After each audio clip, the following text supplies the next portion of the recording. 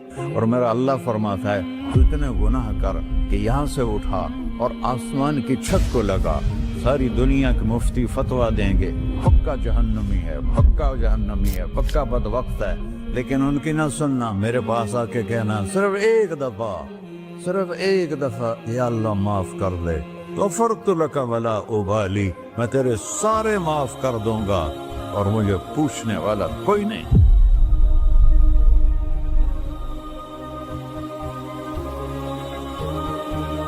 تو بھائیو، دنیا میں سب سے زیادہ آسان ہے اللہ کو راضی کرنا، اللہ کی قسم ممبر پہ بیٹھ کے کہہ رہا ہوں، دنیا میں سب سے زیادہ آسان ہے اللہ کو راضی کرنا، اور بہت مشکل ہے انسانوں کو راضی کرنا، بہت مشکل ہے انسان کو راضی کرنا۔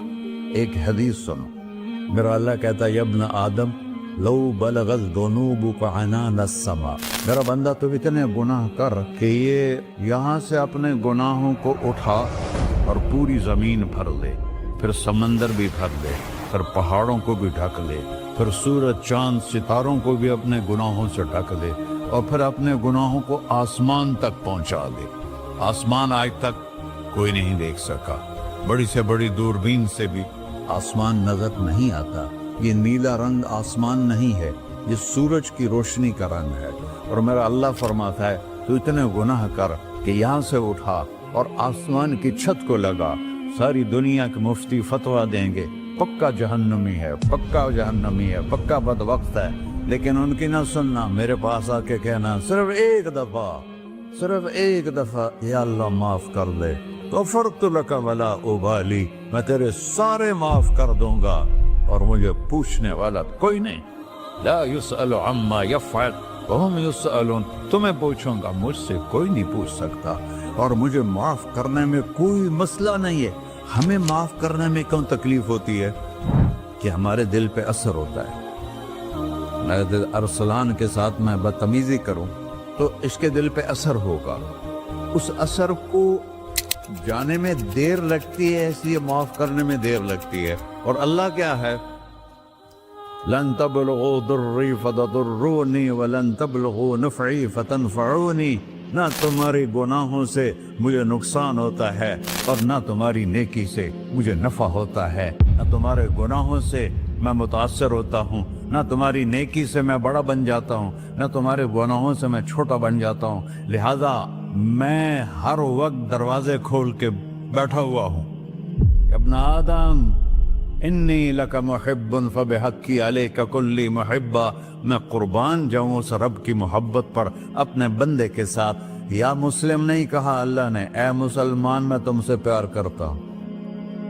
پھر مسلمان سارے کوئی اچھا تھوڑے ہیں، اللہ نے یہ نہیں کہا اے متقی مسلمانوں، اے علماء مسلمانوں، اے صوفیاء مسلمانوں، اے مجاہدین مسلمانوں، اے تبلیغی مسلمانوں، اے تہجد گزار مسلمان، نہیں یا ابن آدم، آدم کے بیٹے، تو کافر ہے، تو مشرک ہے، تو مومن ہے، تو مسلم ہے، تو اچھا ہے، تو برا ہے، تو شرابی ہے، تو جواری ہے، تو تہجد گزار ہے، میں تجھ سے پیار کرتا ہوں، میں تجھ سے پیار کرتا ہوں۔ فبحقی علیک کلی محبہ، ارے تجھے اوئے اللہ کیا قسم اٹھا رہا ہے، ارے تجھے میرے حق کی قسم، تو بھی تو مجھ سے پیار کر۔ یا ابن آدم اذکرک وتنسانی، میں تمہیں ہمیشہ یاد رکھتا ہوں اور تو مجھے بھول جاتا ہے۔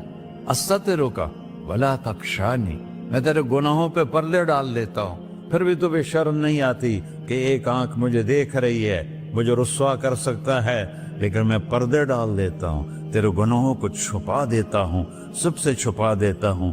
اور اتحبب الیک بنعمی، میں تیرے اوپر نعمتوں کی بارش کرتا ہوں کہ تو مجھ سے پیار کرے۔ کتے کو بھی روٹی ڈالو تو ساری زندگی دروازے پہ بیٹھا رہتا، ایک روٹی کے بدلے ساری زندگی دروازے پہ گزار دیتا۔ کیا ہم کتے سے بھی نیچے چلے گئے؟